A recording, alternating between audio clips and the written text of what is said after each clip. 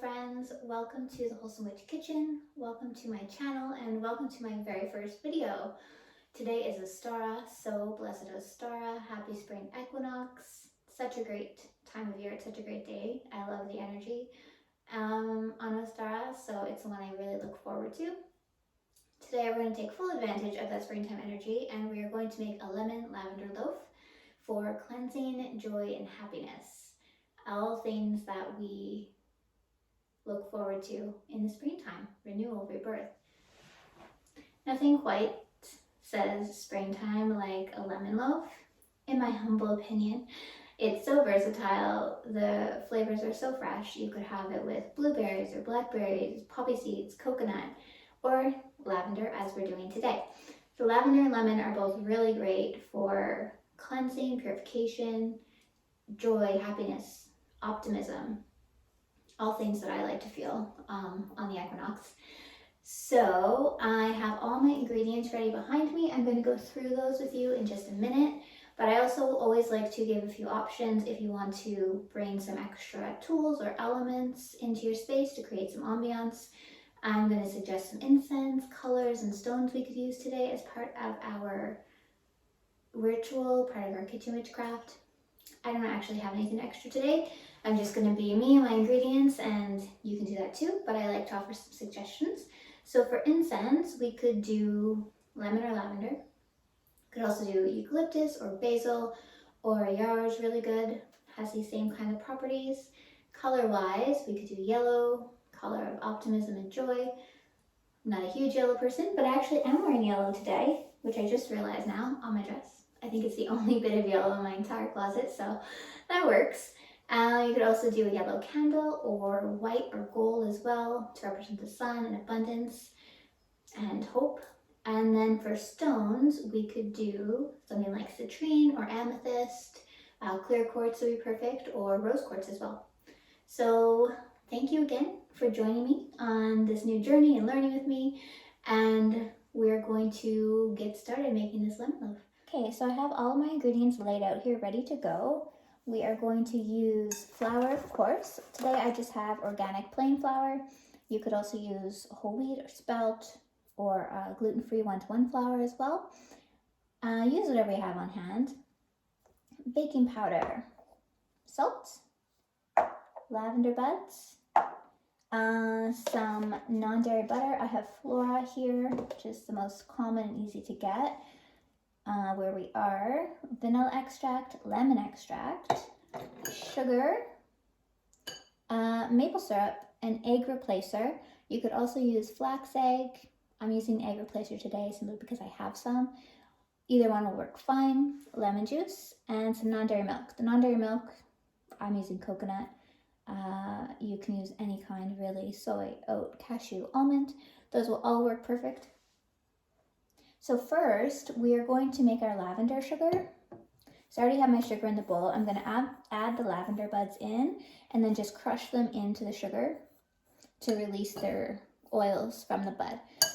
I would normally do this in a mortar and pestle, but since mine is currently packed in a box in Edinburgh, waiting to be delivered to our house along with the rest of our stuff from Canada, I will just be using a bowl and spoon today. So it works just as well. If you don't have a mortar and pestle, don't worry about it. You can do the same as me. So we're going to mix up the sugar and then add all the ingredients into our one big bowl here and put it to bake. It's going to be fun. It's going to be delicious. We need a little bit of patience because we have to wait for it to cool down before we can take it out of the pan and cut it, but I think we'll manage just fine. So let's get into the process. Mixing up the lavender sugar now. Just wanted to make a quick note to take your time with this. Don't rush it. I like to use this part of the process to really focus my intentions for the sugar that I'm mixing up, for the lavender buds that I'm using. So I like to go slow, visualize what I want to see for myself in the coming days and weeks and months of spring. So yeah, just don't rush. It can seem like a tedious process, but I find it quite therapeutic. And it's really a moment where you can hone in on the item that you're making and really make those intentions clear to the universe, to yourself, to hopefully get the most out of this magical meal as you can.